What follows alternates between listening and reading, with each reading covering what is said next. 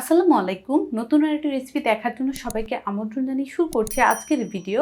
আজ আমি আপনাদেরকে মাত্র 15 মিনিটে ফ্রাই প্যানে তৈরি করে দেখাবো ম্যাঙ্গো মালাই কেক। আর এই মালাই কেকটা কিন্তু খেতে ভীষণ মজা। তাহলে ভিডিওটি শুরু থেকে শেষ পর্যন্ত দেখতে থাকুন। আমের মালাই কেক তৈরি করার জন্য আমি এখানে 3টা পাকা আম নিয়েছি।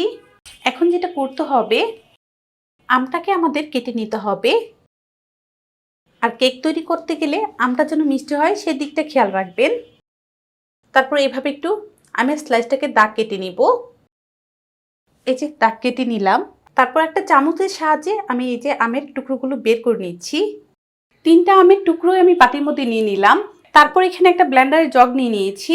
আর এই জগের মধ্যে আমের টুকরোগুলো দিয়ে দিব। এখন এটাকে ব্লেন্ড করে নিব।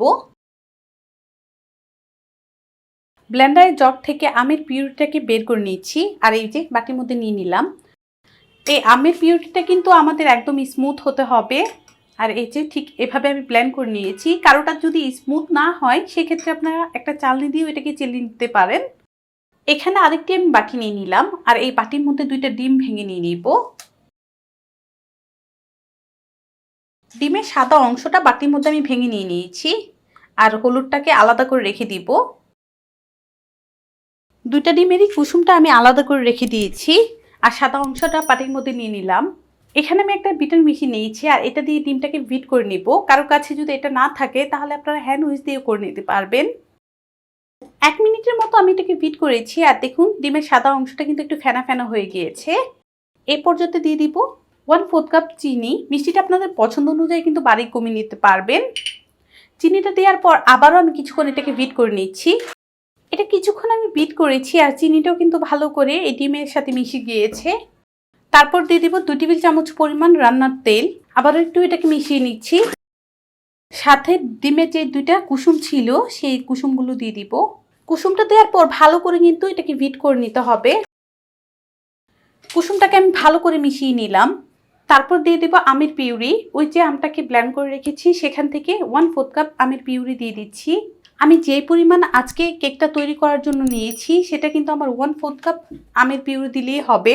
তার চেয়ে বেশি দিয়ে দিলে কিন্তু কেকটা আমাদের পারফেক্ট হবে না। আমের পিউরিটাকে আমি ভালো করে বিট করে নিয়েছি। এখানে আমার আর লাগছে 1/2 চা চামচ পরিমাণ বেকিং পাউডার। এই বেকিং পাউডারটা চালের মধ্যে চেলে তারপর দিয়ে দিতে হবে। আর যে গুটিগুলো হয়ে আছে সেগুলো আমি একটা আঙুলের সাহায্যে এগুলো ভেঙে দিচ্ছি। সাথে দিয়ে দেবো আমি 1/2 কাপ ময়দা। ময়দাটাকেও চেলে দিয়ে দিব। চেলে দিলে কিন্তু যে গুটি দানাগুলো আছে সেগুলো আর যাবে না কেকের ব্যাটারের মধ্যে। ময়দাটা দিয়ে দিলাম। ভালো করে আমি সব কিছু মিশিয়ে নিব। আলতো করে এটাকে মিশিয়ে নিতে হবে। জোরে জোরে কিন্তু এটা ফেটানো যাবে না। তাহলে দেখা যাবে কেকটা ভালো করে ফুলবে না যদি আমরা বেশি করে এটা ফেটিয়ে ফেলি। আলতো করে আমি ব্যাটারটাকে মিশিয়ে নিলাম। আর মালাই কেকের জন্য কিন্তু ব্যাটারটা আমাদের একদমই রেডি। এখন আমরা কেকটাকে তৈরি করে নিব। যেহেতু বলেছি ফ্রাই প্যানে মালাই কেকটা তৈরি করে দেখাবো, তো আমি এখানে একটা ফ্রাই প্যান নিয়েছি। আর এই ফ্রাই প্যানের মধ্যে কেকের ব্যাটারটাকে ঢেলে দিব। কেকের ব্যাটারটা আমি ফ্রাই প্যানের মধ্যে ঢেলে দিলাম। তারপর একটু আলতো করে এভাবে এটাকে ছড়িয়ে দিতে হবে। প্যানটাকে ধরে ঠিক এভাবে করে একটু ঝাঁকিয়ে নিব। এক্সট্রা যে বাবলসগুলো আছে সেগুলো কিন্তু বের হয়ে যাবে। একটা ঢাকনা দিয়ে ঢেকে চুলার মধ্যে এটাকে এখন বসিয়ে দিচ্ছি। প্যানটাকে আমরা চুলার মধ্যে বসিয়ে দিলাম। তারপর ঢাকনার যেই ছিটিটা আছে সেটা আমি একটা লবঙ্গের সাহায্যে বন্ধ করে দিয়েছি। আর চুলার আঁচটা আমার মিডিয়ামে আছে। মিডিয়াম আঁচে আমি এটাকে 2 মিনিটের জন্য রেখে দিব। চুলার আঁচ মিডিয়াম রেখে আমি 2 মিনিট এটাকে এভাবে রেখে দিয়েছিলাম। এখন চুলার আঁচটা লো করে আমি আরও 8 মিনিটের জন্য রেখে দিব। এই ফাঁকে আমরা কেকের মালাইটা তৈরি করে নিচ্ছি। মালাইটা তৈরি করার জন্য চুলার মধ্যে আমি একটা কড়াই বসিয়ে দিলাম। আর দিয়ে দেবো 2 কাপ পরিমাণ গরুর দুধ। 2 কাপ পরিমাণ গরুর দুধ দিয়ে দিয়েছি। দিয়ে দেবো 1/4 কাপ চিনি। একটা স্প্যাচুলার সাহায্যে এটাকে নেড়ে দিচ্ছি। গরুর দুধটা বলক আসা পর্যন্ত অপেক্ষা করব। গরুর দুধটা বলক চলে এসেছে। তারপর এখানে আমি 1/2 কাপ পরিমাণ গুঁড়া দুধ দিয়ে দিচ্ছি। অল্প অল্প করে দিতে হবে আর গরুর দুধের সাথে মিশিয়ে নিতে হবে। তাতে করে হবে কি, এই গরুর দুধটা কিন্তু আরও ঘন হয়ে যাবে। কারো কাছে যদি কনডেন্স মিল্ক থাকে তাহলে কিন্তু আপনারা গুঁড়া দুধের পরিবর্তে সেই কনডেন্স মিল্কটাও দিয়ে দিতে পারবেন। সেই ক্ষেত্রে কিন্তু চিনিটাকে স্কিপ করে নিতে হবে, না হলে দেখা যাবে বেশি মিষ্টি হয়ে গিয়েছে। অল্প অল্প করে দিব আর এভাবেই মিশিয়ে নিচ্ছি।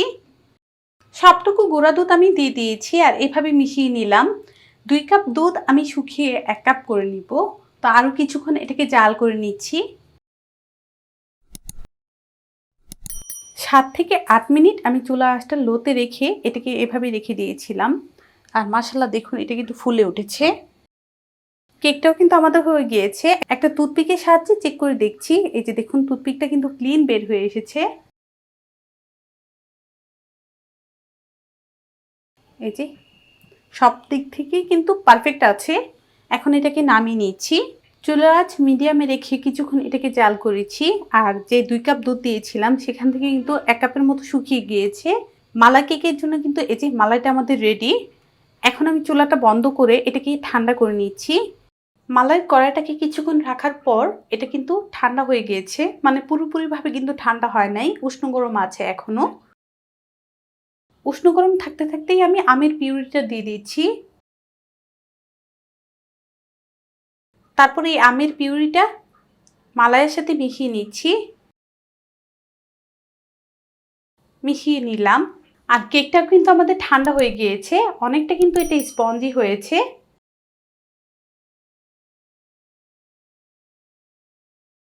যে ম্যাঙ্গো মালাইটা তৈরি করেছি এই মালাইটা এখন এই কেকের উপরে আমি দিয়ে দিচ্ছি।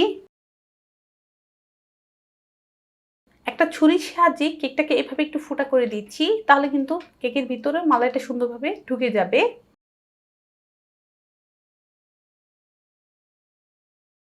এখানে কিছু কাঠবাদাম আর পেস্তা বাদাম কুচি করে রেখেছি, এখন এই ম্যাঙ্গো মালাই কেকের উপর দিয়ে দিচ্ছি। চাইলে কিন্তু এই বাদাম কুচিটা না দিয়েও কিন্তু মালাই কেকটা এমনিতেও খেয়ে নিতে পারবেন। এখন আমি এটাকে আপনাদের সাথে কেটে শেয়ার করছি কতটা পারফেক্ট হয়েছে। পাকা আম দিয়ে কিন্তু আমরা অনেকেই অনেক কিছু তৈরি করে খেয়ে থাকি। আমি বলবো একদিন এই মালাই কেকটা পাকা আম দিয়ে তৈরি করে খাওয়ার জন্য। আমার বিশ্বাস আপনাদের ভালো লাগবে। আর অতিথি আপ্যায়নে কিন্তু সহজেই এই মালাই কেকটা মাত্র 15 মিনিটেই তৈরি করে নেওয়া যাবে। তারপর এভাবে আমি উঠিয়ে নিচ্ছি আর দেখুন মাশাআল্লাহ কত সুন্দর পারফেক্ট হয়েছে আমাদের এই ম্যাঙ্গো মালাই কেকটা। আমি এই কেকের স্লাইসটাকে একটা প্লেটে নিয়ে তারপর দেখাই।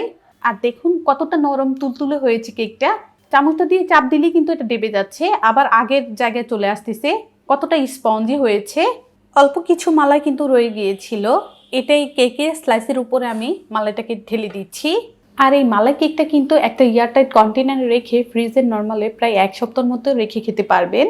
আশা করছি এই ম্যাঙ্গো মালাই কেকের রেসিপিটি আপনাদের ভালো লেগেছে। ভালো লাগলে অবশ্যই একটা লাইক দিবেন, চ্যানেলটাকে সাবস্ক্রাইব করবেন। সবাই ভালো থাকবেন, সুস্থ থাকবেন। আল্লাহ হাফেজ।